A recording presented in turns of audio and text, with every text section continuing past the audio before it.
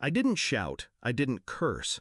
I just stared at the numbers glowing on my phone screen. $12,000. My card. The message from my bank was almost smug. A charge posted, cleared, and final. When I called my sister, she didn't even sound nervous. It was for the whole family, she said, her voice airy, careless. Don't ruin the vibe, she laughed. A laugh I'd heard 100 times, the one she used when she'd already decided I was beneath her. I smiled, even though she couldn't see it. Then you'll love what's coming, I told her. She went silent, just for a second, then hung up. That's when the floorboards started shaking, because the foundation of everything she thought she controlled was already starting to crack. Backstory. We weren't always enemies. When we were kids, I followed her. She was the loud one, the daring one, the golden daughter who never heard the word no. I was the quiet shadow, the one who paid for her mistakes, literally.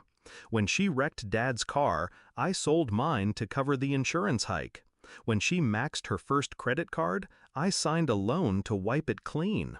And when Mom got sick, I picked up every hospital bill while she posted selfies from resorts. She called it family loyalty, but loyalty was just her word for leeching. I used to believe helping her meant keeping the family together, but families fracture when one person decides they're the center of gravity. The discovery. The trip had been her idea. A week in the mountains. Cabins, wine, catered dinners. She pitched it like bonding. I should have known. When the waiter brought the check at the end of the first dinner, she slid it toward me like it was obvious.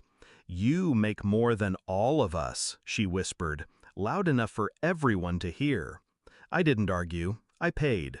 But when the charge hit, 12,000, not for dinners, but for the entire cabin rental, the spa bookings, the liquor deliveries, charged to my card without my permission, something inside me crystallized. I wasn't shocked, not really. It was just final. Proof that she never saw me as family, just as funding. Shift in mindset. That night, while she slept off her wine, I sat on the cabin porch with my laptop. The forest was silent. My fingers weren't. I didn't rage text. I didn't confront. I planned. My sister was reckless with money, but worse, she was reckless with trust.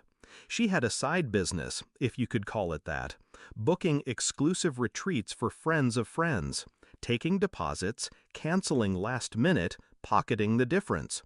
Everyone knew. No one said anything. But I had receipts. Emails, screenshots, bank records she'd once begged me to look over. She forgot I don't forget. Execution. Step 1, I collected. Every piece of evidence, every unpaid invoice, every angry message from people she scammed. Step 2, I built a timeline. Patterns, names, numbers, enough to look less like rumor and more like prosecution.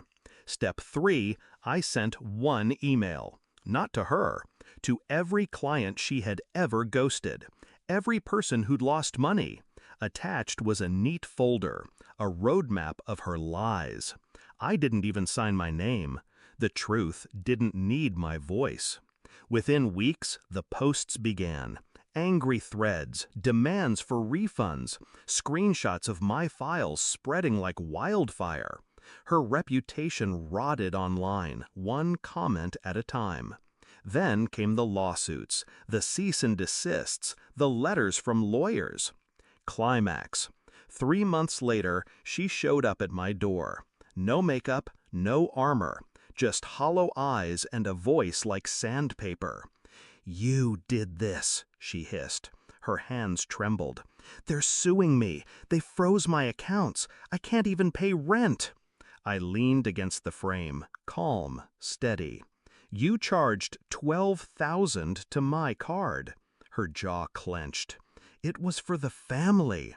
I stepped closer, lowered my voice. "Family doesn't hand you the rope and wait for you to hang yourself." She flinched, and for the first time in our lives, she had no comeback. Resolution. She still calls, leaves voicemails, begs me to undo it, to fix what I broke. But I don't respond. I don't need to. The floorboards of her life collapsed the moment she thought I'd stay quiet forever. Funny thing is, I didn't destroy her. I just stopped protecting her from herself.